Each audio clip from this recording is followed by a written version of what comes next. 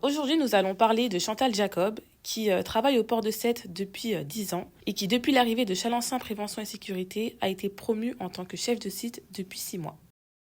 Bonjour Chantal, pouvez-vous nous présenter le port de Sète ? Bonjour, merci pour l'entretien.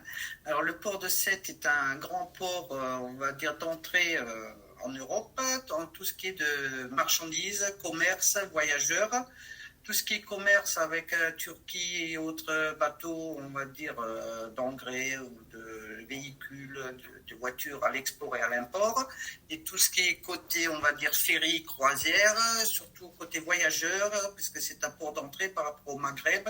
Et depuis cette année, nous avons aussi les liaisons entre les ferries Corse et Baléares. D'accord.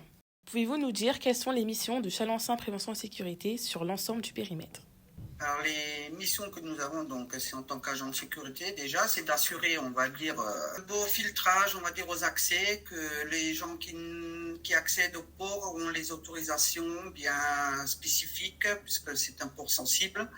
Donc aucune personne ne peut rentrer s'il n'y a pas un accès qui a été fait, une demande d'accès qui a été faite au préalable, soit avec des badges automatiques, soit avec des autorisations écrites ou des mails. Ensuite, on a d'autres sites, comme le port de Plaisance, que j'ai là depuis le 15 juin, où c'est des agents cynophiles la nuit qui assurent la sécurité des sites par rapport à tous les plaisanciers.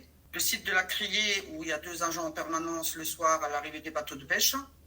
Et au niveau du pôle passager, c'est de pouvoir contrôler les personnes qui voyagent, à ce qu'aucune personne ne puisse rentrer dans le périmètre et accéder au bateau sans titre de voyage. Quels sont vos principaux défis ? Mes principaux défis, en fait, sur le port de Sète, c'est de pouvoir répondre en temps et en heure déjà aux demandes du client. C'est-à-dire que pour chaque bateau, au vu de la complexité, on va dire, de l'arrivée et des départs des bateaux, d'avoir les agents en poste, de les planifier comme il se doit. Donc, j'ai mon équipe de 6 personnes en permanence au bateau. Pas toujours les mêmes, puisqu'il faut que je fasse tourner les équipes par rapport au repos et autres. Et en fonction, être très réactif, en fonction des demandes, des différentes demandes, des imprévus qu'il peut y avoir, être là pour répondre aux différentes personnes. Et entre autres, par rapport aux autorités aussi, le client. Enfin, c'est tout un ensemble qui fait qu'il faut être disponible et il faut savoir écouter et répondre aux demandes comme elles arrivent. Donc on peut dire que vous êtes le chef d'orchestre de la bonne marche du port de Sète.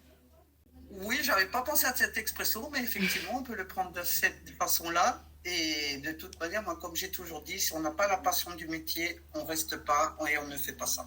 C'est voilà, c'est inné. Donc, si on aime, on fait. Sinon, c'est pas la peine. Et pour le mot de la fin, quelle est votre fierté ? Ma fierté, au jour où je vous parle là, c'est de ne pas décevoir les gens qui m'ont fait confiance. Parce que je crois que le poste que j'occupe aujourd'hui, je leur dois. Et je crois que ça, c'est, on va dire, je me lève tous les matins en me disant, je me dois de réussir la mission qu'ils m'ont donnée. Voilà. Merci Chantal pour cet échange instructif. Merci à vous pour cet entretien et je suis à votre disposition pour vous faire connaître tous les aspects un peu particuliers du port de Sète en ce qui concerne les métiers de la sécurité. Avec plaisir.